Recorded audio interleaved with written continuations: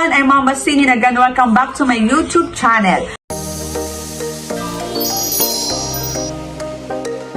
So for today's video ay pag-usapan natin ang mga online loan application na na-revoke na o natanggalan na ng lisensya sa pag-ooperate.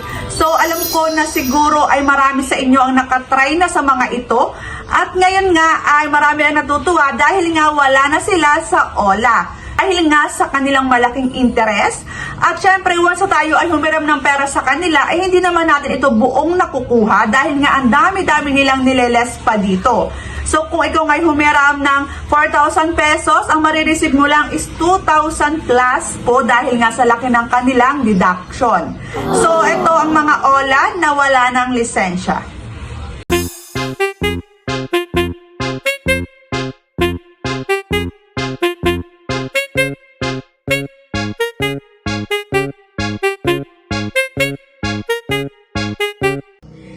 So ayan, super late na nga ako mag-share sa inyo ng about sa revoke ng online loan application dahil alam nyo naman talaga namang lagi akong late. So ayan, at alam ko rin na marami sa inyo ang mga meron pang utang dito na hanggang ngayon hindi pa rin nababayaran. So kaya alam ko naman na tuwang-tuwa na naman kayo dahil nga mawawala na sila sa OLA. Bago nga kayo mag-apply ng loan ay kailangan na i-check mo muna kung nakaregister ba sa SEC ang isang online loan application na gusto nyong applyan.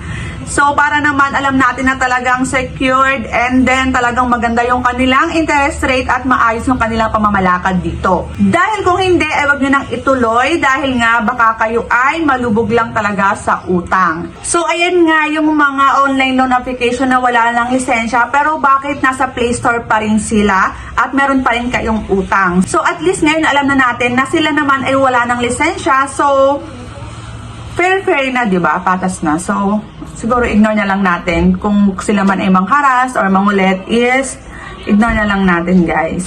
At sa mga gusto namang maka-join sa ating monthly giveaway, ay simple lang ang ating mechanics. Syempre, dapat ikaw ay nakasubscribe sa aking YouTube channel, naka-like, and then lagi ka nag-iiwan ng iyong komento sa aking mga video. So, negative, positive comments, okay lang po yan. Basta good vibes lang po tayo.